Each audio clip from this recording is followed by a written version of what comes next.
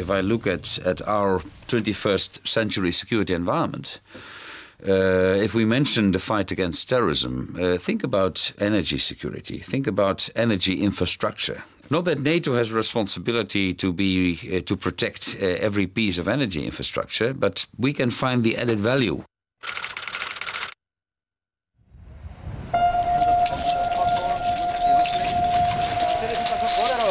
In the early 50s of the last century, the civil task of civil protection was already there, because it was obvious that in these scenarios, which fortunately never materialized, but the scenarios of those days, it was obvious that the civil population could get hurt in an armed conflict. So NATO had an interest to organize in parallel the civil protection.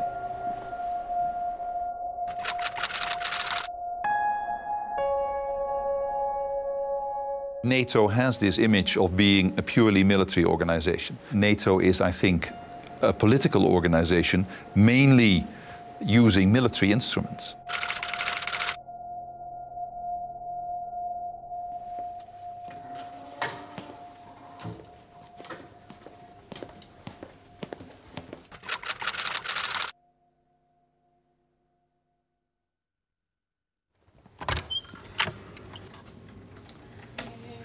I just come back from the ambassador. It is most likely a terrorist attack, and they are about to request international assistance. Okay, good. Thanks. Yeah.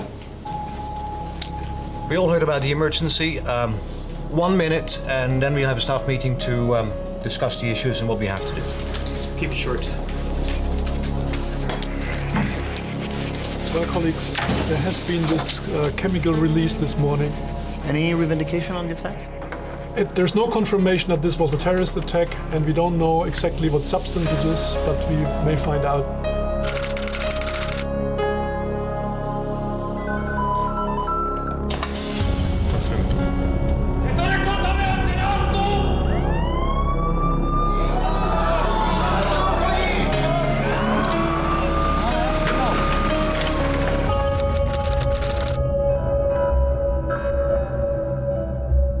Četá dekontaminace, která odstraňuje následky použití zbraní hromadného ničení za použití techniky k odstranění chemických látek. Pomáháme lidem, kteří jsou zasaženi chemickou látkou, tak, aby nedošly nějaké újmy. Ilona, if you would be so kind to review the media news, the raw ticker news.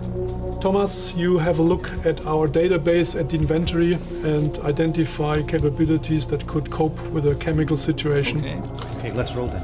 We have a mechanism whereby a large number of the 49 allies and partners have reported to us capabilities that they presumably might be making available in such a situation, such as decontamination teams, detection teams, mobile medical facilities, field laboratories, whatever is needed in such a situation.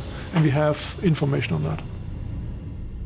The good thing about our preparedness is that the consequences we have to deal with after a terrorist attack are not much different from the consequences, for example, of an earthquake in a major city.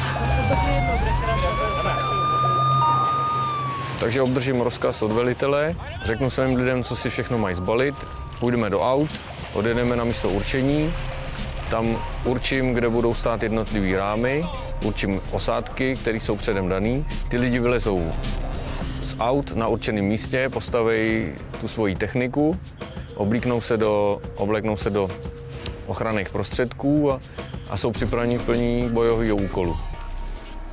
This is a very specialized skill to deal with a chemical situation, and there are a lot of synergies among the 49 countries. So some specialize in one area, others are specializing in a different area, and they kind of could help each other and produce a very good result. The EADRCC has as one of its principles that it never sends help if it's not asked for.